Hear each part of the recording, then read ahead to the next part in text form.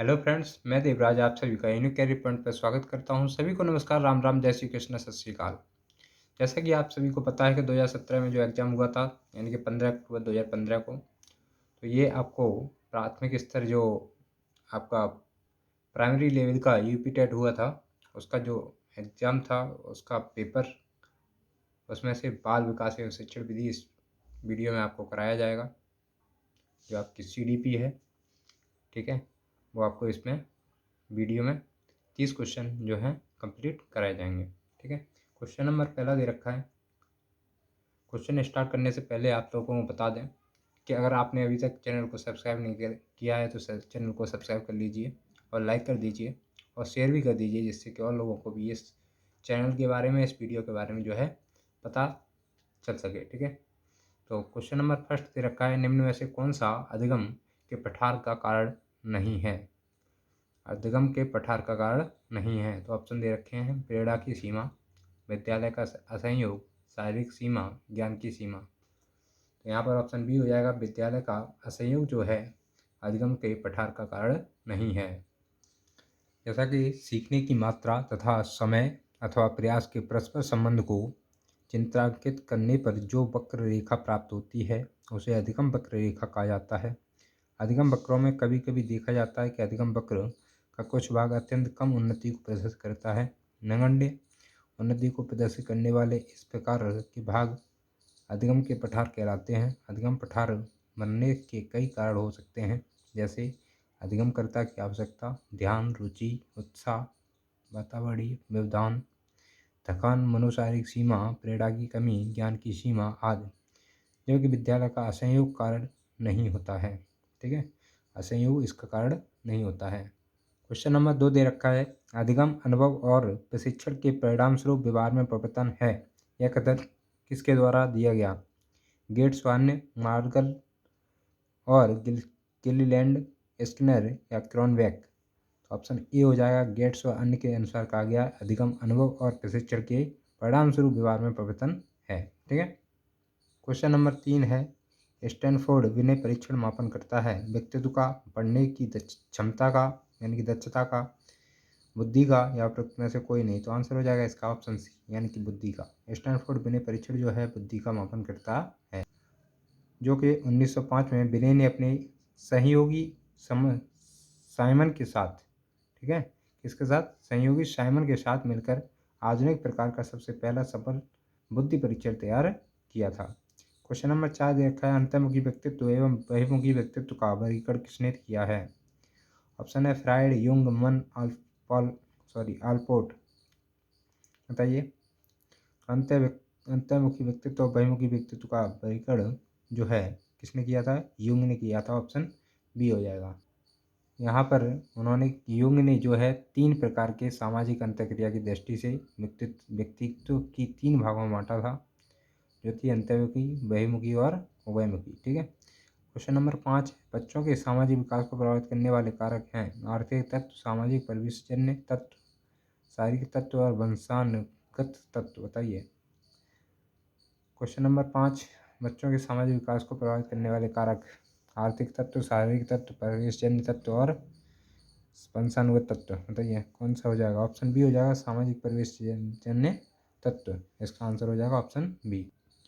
सामाजिक विकास से तात्पर्य विकास की उस प्रक्रिया से है जिसके द्वारा व्यक्ति अपने सामाजिक वातावरण के साथ अनुकूलन करता है, सामाजिक परिस्थितियों के अनुरूप अपनी आवश्यकताओं और रुचियों पर नियंत्रण करता है, दूसरों के प्रति अपने उत्तरदायित्व का अनुभव करता है तथा अन्य व्यक्तियों के साथ प्रभावपूर्ण ढंग से सामाजिक संबंध स्थापित करता है। सामाजिक विकास के फलस्वरूप व्यक्ति समाज का एक मान्य, सहयोगी, उपयोगी तथा कुशल नागरिक बन जाता है। इस प्रकार सामाजिक परिवेशजन्य तत्व बच्चों के सामाजिक विकास को प्रभावित करता है।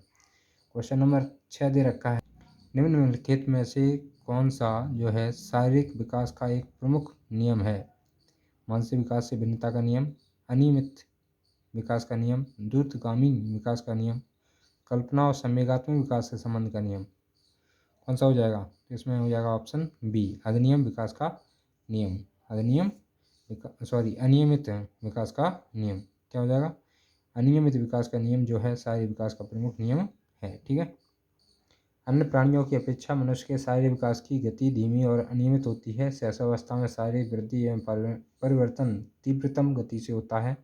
बाल्यावस्था में यह गति धीमी हो जाती है। पुनः किशोरावस्था में क्या होता है कि विकास तीव्रतम गति से होता है। शैशवावस्था बाल्यावस्था में शारीरिक विकास सिर से पैर की ओर और निकट से दूर की ओर के नियमानुसार होता है। ठीक है। क्वेश्चन नंबर 7 दे रखा है, निम्नलिखित में से कौन सा विकास का सिद्धांत नहीं है? अनुकूलित प्रत्यावर्तन का सिद्धांत, निरंतर विकास का सिद्धांत, परस्पर संबंध का सिद्धांत या समान प्रतिमान का सिद्धांत। तो ऑप्शन ए हो जाएगा अनुकूलित प्रत्यावर्तन का सिद्धांत जो है विकास का सिद्धांत नहीं है। निरंतर विकास का सिद्धांत, परस्पर संबंध का सिद्धांत, समान प्रतिमान का सिद्धांत, वंशानुक्रम तथा वातावरण की अंतःक्रिया का सिद्धांत, परमार्जित का सिद्धांत, एकीकरण का सिद्धांत, मस्तकाधोमुखी का सिद्धांत, केंद्र से निकट दूर का सिद्धांत, सामान्य से विशिष्ट प्रतिक्रियाओं का सिद्धांत, व्यक्तिगतता का सिद्धांत, विकास क्रम का सिद्धांत आदि विकास के सिद्धांत हैं, जबकि अनुकूलित प्रत्यावर्तन का सिद्धांत अधिगम से संबंधित है। क्वेश्चन नंबर 8 दे रखा है, विकास के परिणाम स्वरूप नवीन विशेषताएं और नवीन योग्यताएं प्रकट होती हैं, यह कथन किसने दिया? तो ऑप्शन हो जाएगा गैसेल, हरलॉक या मेरेडिथ, डगलस और हॉलैंड। बताइए किसने दिया था? तो ऑप्शन नंबर बी हो जाएगा इसका आंसर, यानी कि हरलॉक ने दिया था। हरलॉक ने बालक के विकास को परिभाषित करते हुए लिखा है कि विकास की प्रक्रिया बालक की गर्भावस्था से उसकी मृत्यु तक एक क्रम में चलती है तथा प्रत्येक अवस्था का प्रभाव दूसरी अवस्था पर पड़ता है। इसके अनुसार विकास के परिणाम स्वरूप व्यक्ति में नई नई विशेषताएं और नई नई योग्यताएं प्रकट होती हैं। किसने कहा है? हरलॉक ने। ठीक है। क्वेश्चन नंबर 9 है, मूल प्रवृत्तियों को 14 प्रकार से किसने वर्गीकृत किया है? ड्रेवर, मैकडूगल, थॉर्नडाइक या वुडवर्थ। ऑप्शन नंबर बी हो जाएगा मैकडूगल ने। मैकडूगल के अनुसार मूल प्रवृत्ति परंपरागत या जन्मजात मनोशारीरिक प्रवृत्ति है जो प्राणी को किसी विशेष वस्तु को देखने, उसके प्रति ध्यान देने, उसे देखकर एक विशेष प्रकार की संवेगात्मक उत्तेजना का अनुभव करने और उससे संबंधित एक विशेष ढंग से कार्य करने या ऐसा करने की प्रबल इच्छा का अनुभव करने के लिए बाध्य करती है। मैकडूगल का मूल प्रवृत्तियों का वर्गीकरण मौलिक और सर्वमान्य है। इन्होंने निश्चित शारीरिक प्रक्रियाओं के आधार पर 14 मूल प्रवृत्तियों की सूची दी है और प्रत्येक मूल प्रवृत्ति से संबंध एक सम्यक बताया है। इसी प्रकार क्वेश्चन नंबर 10 दे रखा है, किसी दूसरी वस्तु की अपेक्षा एक वस्तु पर चेतना का केंद्रीकरण अवधान है, यह कथन किसका है? डैम्बेल का, रॉस का, मन का या मैकडूगल का? ऑप्शन नंबर ए हो जाएगा, यानी कि डम्बल का। डम्बल ने क्या कहा था कि किसी दूसरी वस्तु की अपेक्षा एक वस्तु की चेतना का केंद्रीकरण अवधान ही क्या है? अवधान है। ठीक है, यही जो है डम्बल ने दी थी परिभाषा। क्वेश्चन नंबर 11 है, निम्नलिखित में से कौन सा सीखने के मुख्य नियमों में शामिल नहीं है? तत्परता का नियम, अभ्यास का नियम, बहु क्रिया का नियम या प्रभाव का नियम। कौन सा जो है सीखने के नियमों का शामिल नहीं है? बताइए। यहाँ पर ऑप्शन नंबर सी हो जाएगा बहु अनुक्रिया का नियम। कौन सा बहु अनुक्रिया का नियम जो है सीखने के मुख्य नियमों में शामिल नहीं है। थॉर्नडाइक ने अपने प्रयोग के आधार पर सीखने के कतिपय नियमों का प्रतिपादन किया। इन नियमों को मुख्यतः 2 वर्गों में विभाजित किया है, जो मुख्य नियम और दूसरा गौण नियम। मुख्य नियम के अंतर्गत निम्नलिखित नियम दिए हैं, तत्परता का नियम, अभ्यास का नियम और प्रभाव का नियम। ये जो है थॉर्नडाइक ने दिए हैं। दूसरा जो गौड़ नियम दिया था उसके अंतर्गत जो है निम्नलिखित नियम दिए हैं, बहु अनुक्रिया का नियम, मानसिक स्थिति का नियम, आंशिक क्रिया का नियम और सादृश्य अनुक्रिया का नियम। इसी प्रकार क्वेश्चन नंबर 12 दे रखा है। क्वेश्चन नंबर 12 में कहा है 12 वर्ष से 16 वर्ष के बच्चों के लिए हिंदी में डॉक्टर एस जलोटा ने कौन सा परीक्षण प्रतिपादित किया? अशाब्दिक बुद्धि परीक्षण, साधारण मानसिक योग्यता परीक्षण, आर्मी अल्फा परीक्षण या चित्रांकन परीक्षण। कौन सा जो है जलोटा ने जो है 12 से 16 वर्ष के बच्चों के लिए हिंदी में परीक्षण प्रतिपादित किया? कौन सा किया था? ऑप्शन नंबर बी हो जाएगा साधारण मानसिक योग्यता परीक्षण। कौन सा? साधारण मानसिक योग्यता परीक्षण।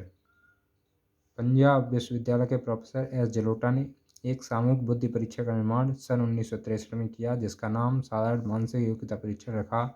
यह परीक्षण हिंदी, उर्दू एवं आंग्ल भाषा में तथा 12 वर्ष से 16 वर्ष के बच्चों के लिए था। क्वेश्चन नंबर 13 है, बुद्धि के द्विकारक सिद्धांत का प्रतिपादन किसने किया? थॉर्नडाइक, स्पीयरमैन या बर्नर स्टर्न। तो यहाँ पर ऑप्शन नंबर बी हो जाएगा। स्पीयरमैन ने जो है बुद्धि के द्विकारक सिद्धांत का प्रतिपादन किया। बुद्धि के द्विकारक सिद्धांत का प्रतिपादन अंग्रेज मनोवैज्ञानिक स्पीयरमैन ने 1904 में किया था।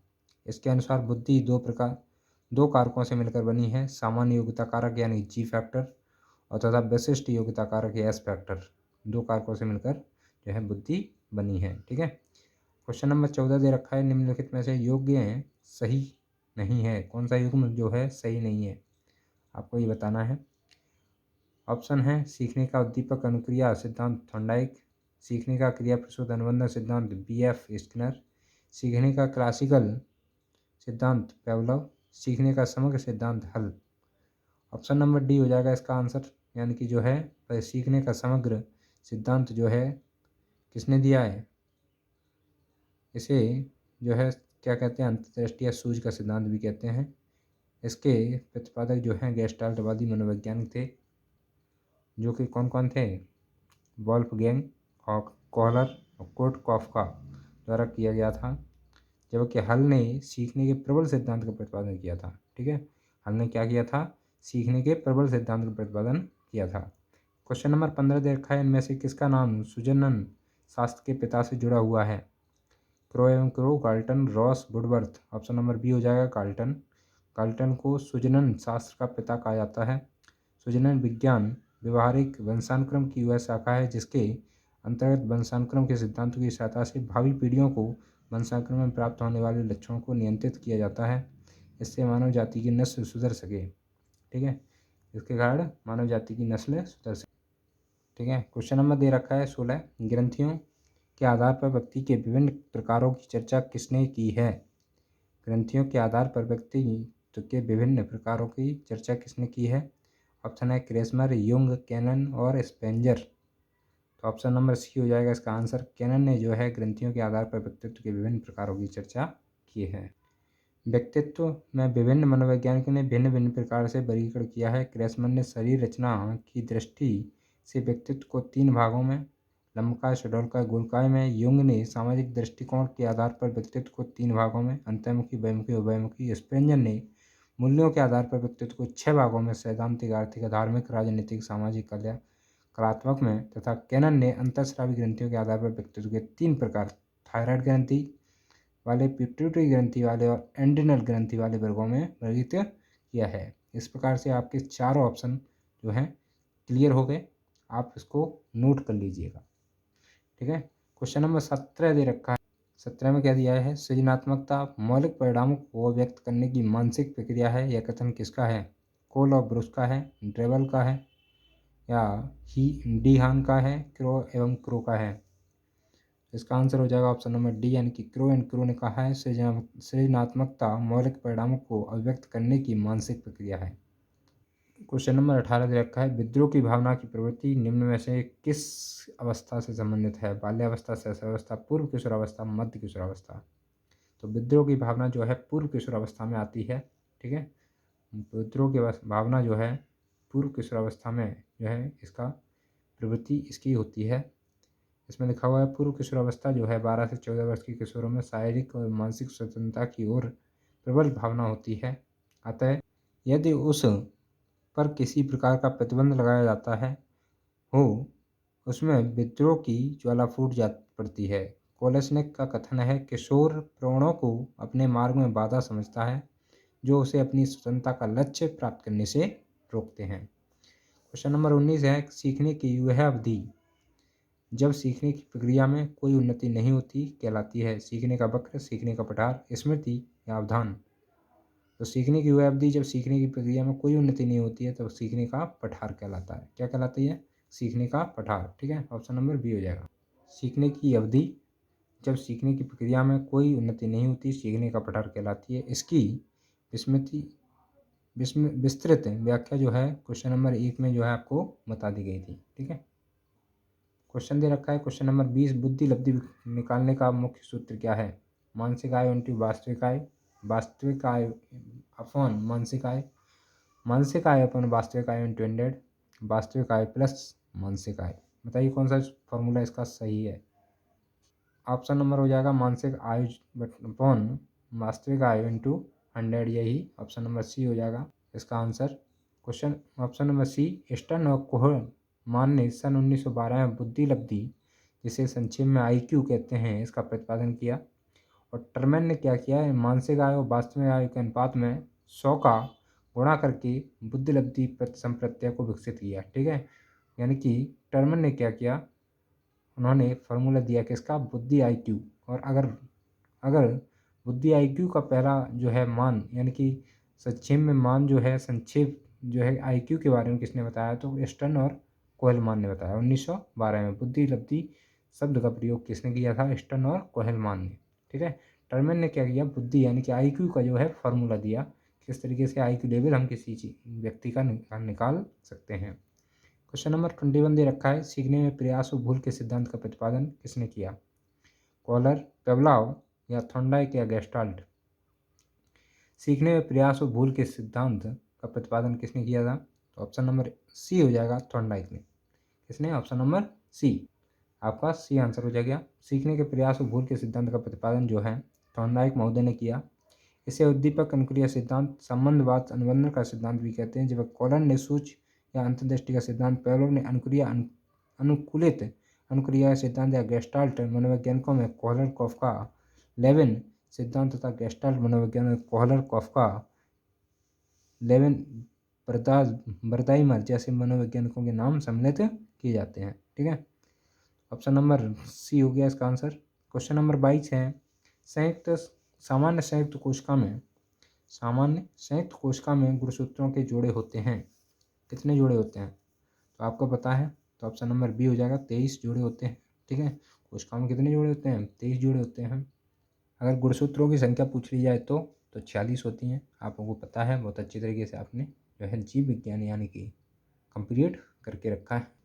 तो सामान्य मानव कोशिकाओं में गुणसूत्रों की संख्या 46 होती है, और जो 23 के जोड़े में होते हैं, इनमें से 22 गुणसूत्र नर और मादा रूप में समजात गुणसूत्र कहते हैं।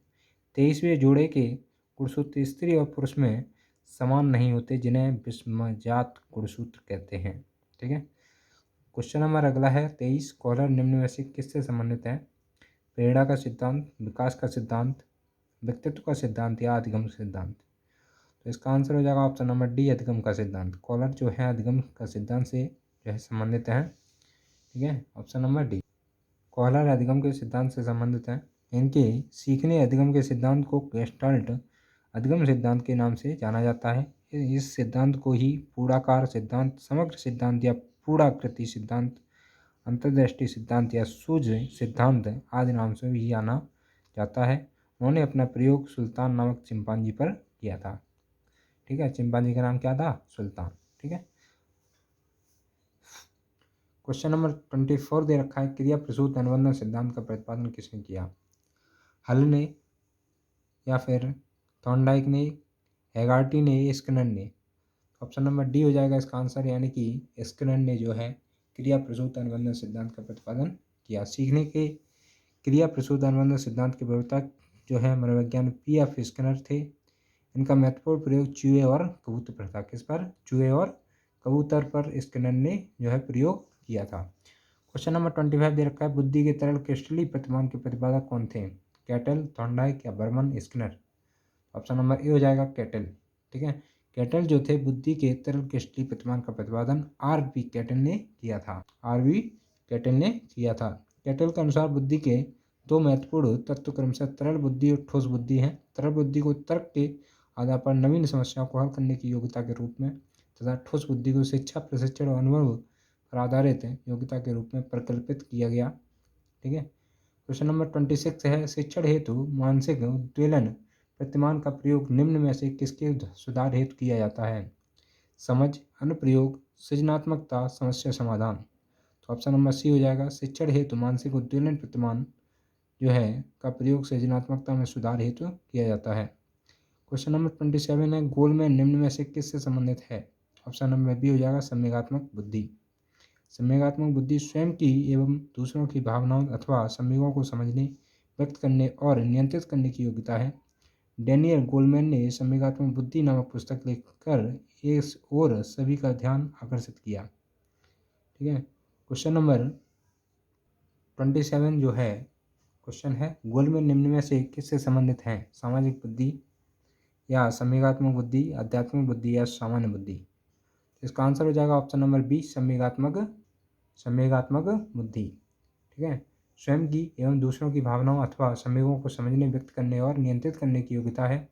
डैनियल गोलमैन ने संवेगात्मक बुद्धि नामक पुस्तक लिखकर इस ओर सभी का ध्यान आकर्षित किया है। निम्न में से कौन जो है शेष से भिन्न है? अधिगम के लिए अधिगम का सिद्धांत, समान अवयवों का सिद्धांत, ड्राइव रिडक्शन सिद्धांत या सामान्यीकरण का सिद्धांत? तो ऑप्शन नंबर सी हो जाएगा, ड्राइव रिडक्शन का सिद्धांत जो है भिन्न है। क्यों भिन्न है आप देखिए, अधिगम के लिए अधिगम का सिद्धांत, समान अवयवों का सिद्धांत, सामान्यीकरण का सिद्धांत, ये सभी अधिगम से स्थानांतरण के सिद्धांत है, जबकि ड्राइवर रिडक्शन सिद्धांत अधिगम का सिद्धांत है। ठीक है। इसका प्रतिपादन क्लार्क एल हल ने किया था। क्वेश्चन नंबर 29 है, संज्ञानात्मक संप्राप्ति का न्यूनतम स्तर है? ज्ञान, बोध, अनुप्रयोग, विश्लेषण? तो ऑप्शन नंबर ए हो जाएगा ज्ञान। संज्ञानात्मक संप्राप्ति ज्ञान और बौद्धिक कौशल को शामिल करता है। संज्ञानात्मक संप्राप्ति ज्ञान और बौद्धिक कौशल को शामिल करता है। संज्ञानात्मक संप्राप्ति क्रमशः 6 चरणों से होता है: ज्ञान, समझ, अनुप्रयोग, विश्लेषण, संश्लेषण और मूल्यांकन। क्वेश्चन नंबर 30 दे रखा है, एक बालक जो साइकिल चलाना जानता है, मोटरसाइकिल चलाना सीख रहा है, यह उदाहरण होगा शैक्षिक अधिगम अंतरण का, ऊर्ध्व अधिगम अंतरण का, द्विपार्श्विक अधिकरण अंतरण का, या कोई भी अधिगम अंतरण का? ऑप्शन नंबर बी हो जाएगा, ऊर्ध्व अधिगम अंतरण का। जब किसी परिस्थिति में अर्जित ज्ञान अनुभव प्रशिक्षण का उपयोग प्रणाली के द्वारा किसी अन्य भिन्न प्रकार की अथवा उच्च स्तरीय परिस्थिति के अध्ययन में किया जाता है तो उसे सीखने का ऊर्ध्व अंतरण कहते हैं। क्या कहते हैं? ऊर्ध्व अंतरण कहते हैं। इसी के साथ वीडियो के अंत तक बने रहने के लिए आपका बहुत बहुत धन्यवाद। ऐसे ही वीडियो पाने के लिए लाइक करें, चैनल को सब्सक्राइब करें, कमेंट करें, शेयर करें। जय हिंद, जय भारत। मिलते हैं अगली वीडियो में। जय हिंद, जय भारत। धन्यवाद।